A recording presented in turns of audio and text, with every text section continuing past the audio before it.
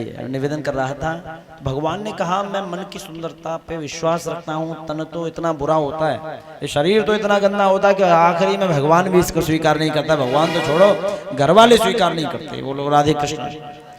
तो क्या हुआ कि भगवान ने उसको आशीर्वाद दिया। भगवान रंगभूमि की ओर पहुंचे हैं, उधर से ओलिया पीड़ नाम का हाथी आ रहा था। कृष्ण बलराम ने उठा के पटक दिया, एक एक दांत उखाड़ा और स्कंदों पर रख लिया। पहुंचे हैं मल्लशाला की ओर, लेके आओ।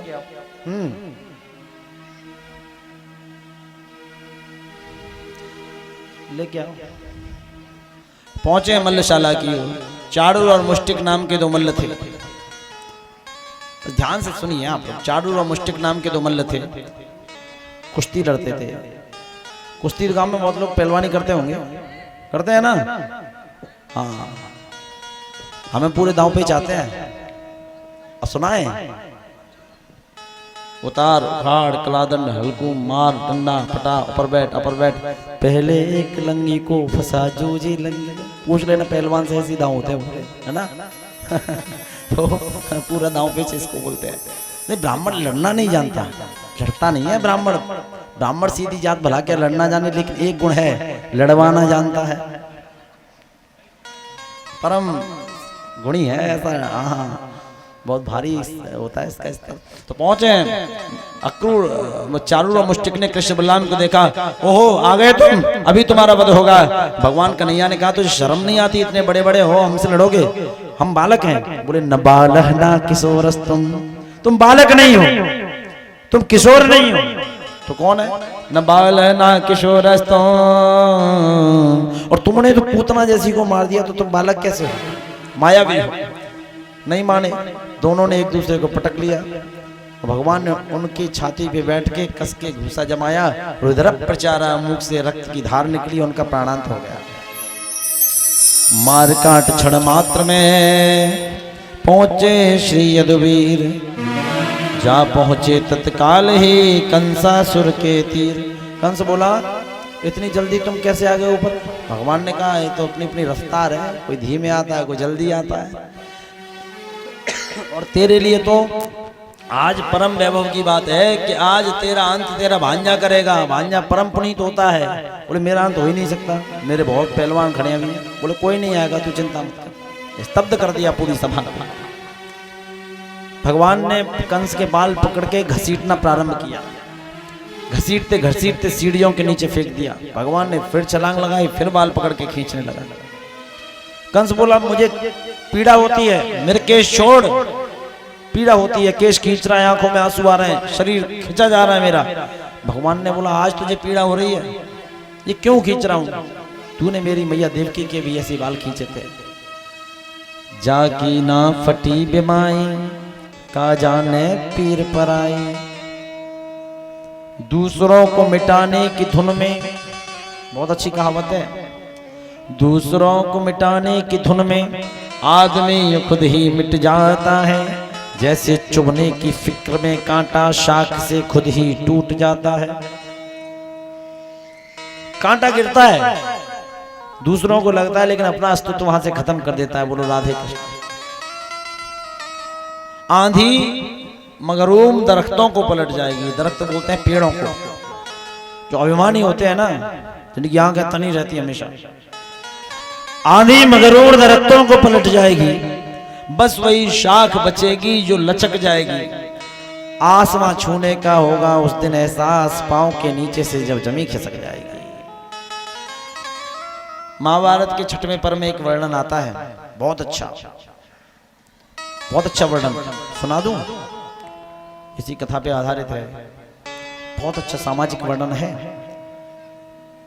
बैंत के पेड़ थे, बैंत का पेड़ मतलब बांस का। तो वहां बांस के पेड़ से प्रश्न हुआ है, हमने गंगा में अनेकानेक विशाल पत्थर और पेड़ों को आते देखा है।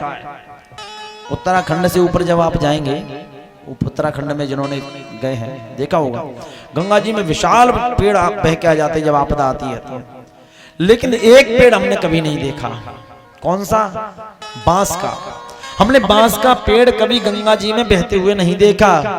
तो आप बताएं प्रभु, आप क्यों नहीं टूटते, आप क्यों नहीं दिखाई दिए? तो बांस का पेड़ उत्तर देता है कि मेरे अंदर झुकने की क्षमता है। गंगा जिस वेग से बहती है उस वेग से मैं झुक सकता हूं। मैं गंगा में पुनः मिलकर वापस खड़ा हो सकता हूं, ये मेरे में क्षमता है, इसलिए मैं कभी टूटता नहीं हूं। झुकता वो है जिसमें जान है, झुकता वो है जिसमें जान है, यो अकड़ कर खड़े रहना मुर्दे की खास पहचान है। महाभारत की पर्व में बहुत अच्छा वृत्तांत है। तो बांस ने कहा कि मुझ में झुकने की क्षमता है, इसलिए मैं कभी टूटता नहीं हूं, और जो झुकेगा वो कभी टूटेगा नहीं। झुकने का मतलब गुलामी नहीं होता, झुकने का मतलब भी स्वाभिमान होता है, किसी का मान सम्मान होता है। मिटा दे अपनी हस्ती को अगर जो मर्तबा चाहे, ये दाना खाक में मिलकर गुले गुलजार होता है। झुकने का मतलब समाज को जोड़ने के लिए अपना त्याग थोड़ा करना पड़ेगा, हृदय को लचीला रसीला करना पड़ेगा, यही महारास है। बोलो राधे कृष्ण। कंस ने कहा तू इतना परेशान क्यों कर रहा है? भागा कंस। भगवान ने पृथ्वी को आदेश दिया कि देवी अपनी गति बढ़ाओ। पृथ्वी मां की गति बढ़ी। कंस भाग रहा है लेकिन भाग नहीं पा रहा, वहीं के वहीं स्थिर है, थक गया, पसीने पसीने हो गया। भगवान ने पृथ्वी को रोककर कंस को उठा के पटका है। युद्ध हुआ, भगवान ने उठा के कंस को पटका। कंस बोला कि पापों की सजा है, एक बार में अंत क्यों नहीं करता?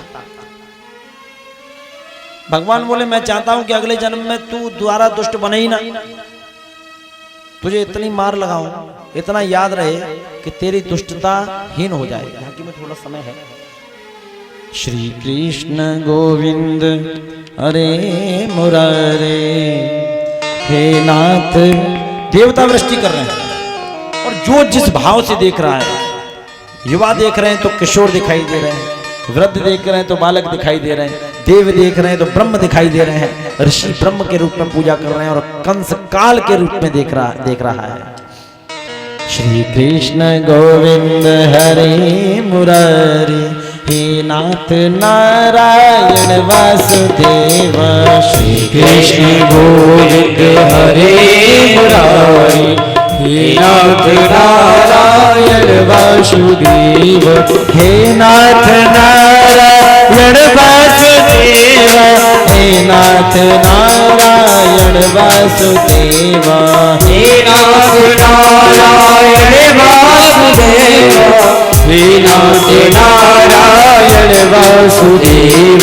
श्री कृष्ण गोविंद हरे मुरारी, हे नाथ नारायण वासुदेव। श्री कृष्ण गोविंद हरे मुरारी, हे नाथ नारायण वासुदेव।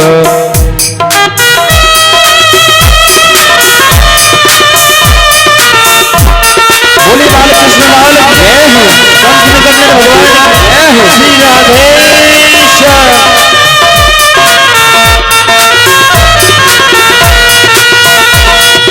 कंस निकंदन भगवान जय हो।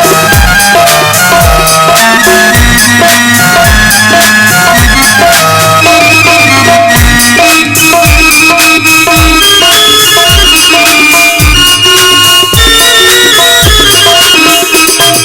धन्य सभी है वो ब्रज गोपिकाएं, धन्य सभी है वो ब्रज गोपिकाएं।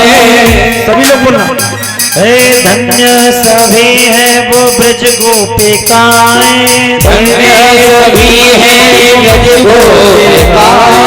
गाती यही बस हरि नाम प्यारे, गाती यही बस हरि नाम प्यारे।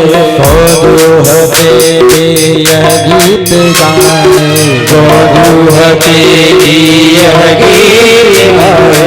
हे नाथ नारायण वासुदेव, हे नाथ गोविंद हरे मुरारी, हे नाथ नारायण वासुदेव।